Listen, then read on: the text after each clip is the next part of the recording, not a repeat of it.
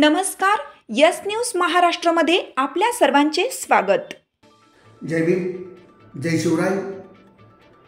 बाभुळगाव तालुका इंदापूर जिल्हा पुणे येथे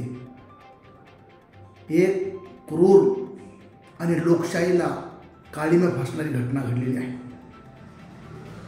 गेले 30 वर्षापासून आदिवासी समाजातील पारधी कुटुंब या ठिकाणी महाराष्ट्र शासनाच्या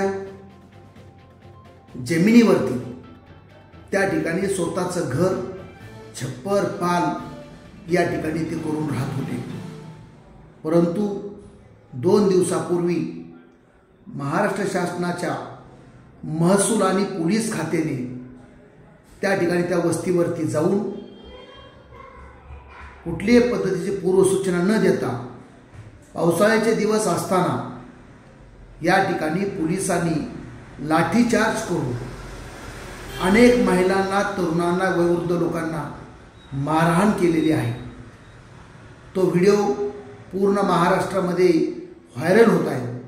खरं तर काही दिवसापूर्वीच या देशाच्या राष्ट्रपती महामहिम मुर्मू यांनी या ठिकाणी महाराष्ट्रातील आणि देशातल्या अनेक भटकीमुक्त आदिवासी समाजातल्या लोकांना एकत्रित करून त्यांचा सन्मान केला, त्यांच्यासोबत हिचकूच केलं। हे कार्यक्रम संपून आल्यानंतर 2 दिवसानंतरच या ठिकाणी त्या गावातील ह्या भटकीमुक्त समाजातील पारधी समाजाच्या लोकांना बेदम मारहाण करून त्या ठिकाणी त्यांना तिथून हाकलून देण्यासाठी बळाचा, सत्तेचा, पोलीस खात्याचा व शस्त्राचा धाक दाखवून त्या ठिकाणी त्यांना जबरदस्त करून त्या ठिकाणी त्यांना हटवण्यात आलं। त्याचबरोबर त्यांना त्या ठिकाणी उठवून लावण्यात आलं।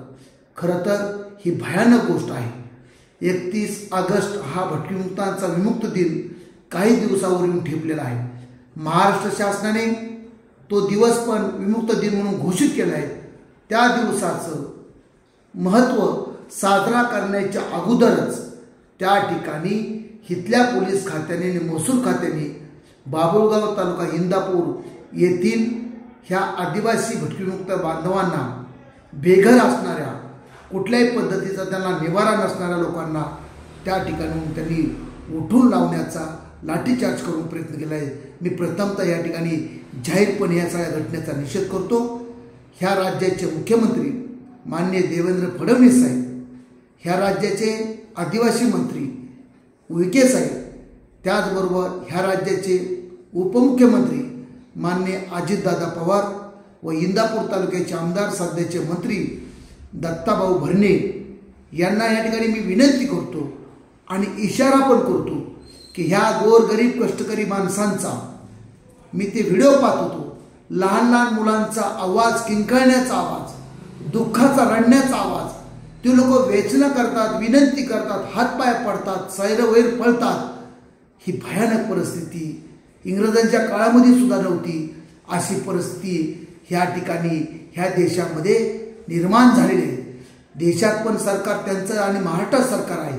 इकडे आदिवासीचे गोडवे गातात, आदिवासी वनवासी म्हणतात, आदिवासी ह्या देशातले मूळ मालक असं म्हणतात, इकडे सत्कार करतात आणि दुसऱ्या बाजूला उठून लावतात, मारहाण करतात।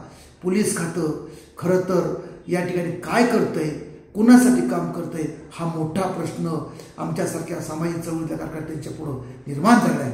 सोमनाथ सूर्यवंशीची घटना आहे परभणीची।